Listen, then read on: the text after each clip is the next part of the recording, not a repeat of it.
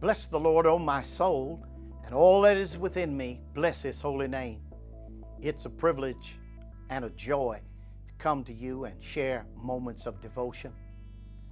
In 1 Kings chapter 17, the Lord says to His prophet Elijah in verse 4 to go hide yourself by the brook Kerith, for I've commanded the ravens to feed you there.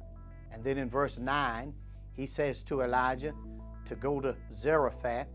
I've commanded a widow woman to feed you there. The interesting thing is that God had a there for Elijah. In the midst of a crisis, in the midst of a famine, when no rain was falling and no dew was forming, when people were perishing, livestock were dying in the stall, crops were drying up in the fields, God says to Elijah, I've commanded the ravens to feed you by the brook, and also later on, I've commanded a widow woman to feed you in Zarephath.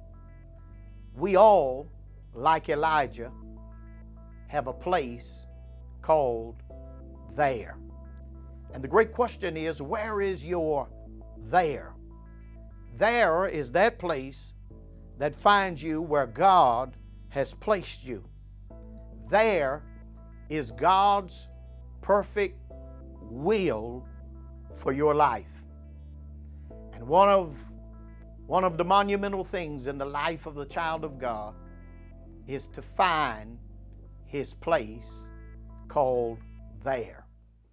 In the life of Elijah, as well as in your life and my life, there is often a place of promise. When Elijah went there, he found that God was as good as His word. When he got to the brook, in the midst of a famine, when others were perishing, livestock were dying and crops were drying up in the field, the prophet at the brook had a private pool, and his own meals on wing service for the ravens brought him bread and meat in the morning and bread and meat in the evening. The God we serve is a God who keeps His promise. Behind every promise God has ever made are written the same words, and it came to pass. And in the midst of this pandemic, you have to hold on to the promises of God. He has promised never to leave you nor forsake you. He has promised that He'll be with you always, even to the end of the ages.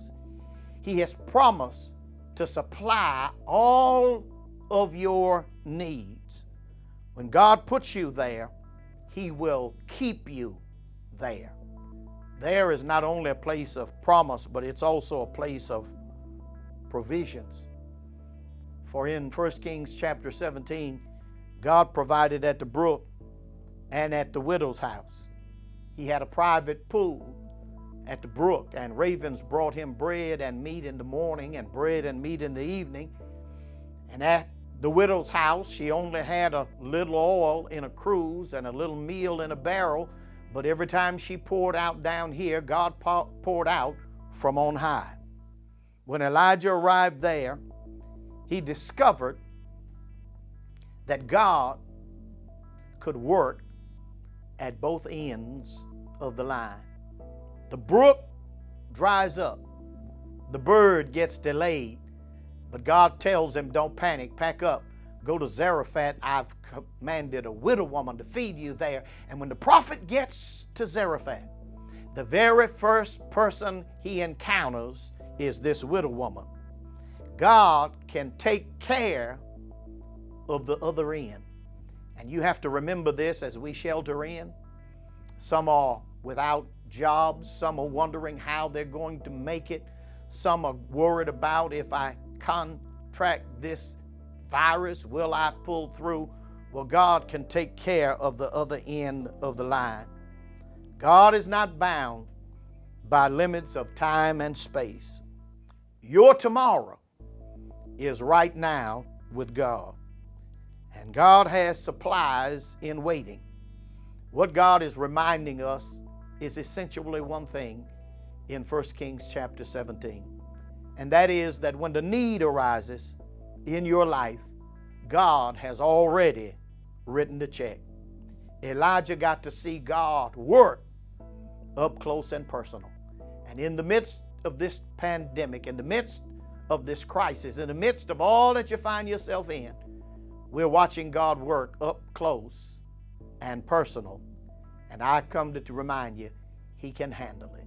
Whatever you're faced with, whatever you're going through, the Lord can handle it.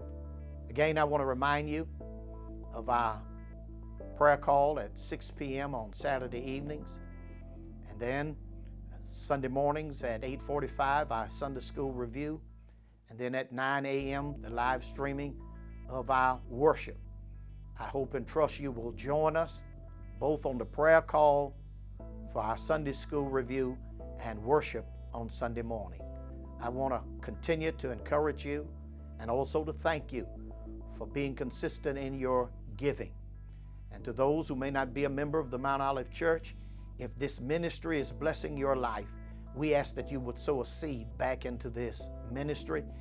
Those means of and opportunities to give are being displayed even right now. I pray God's continued blessing upon you and yours. And remember, you're not stuck at home. You're safe at home. God bless you.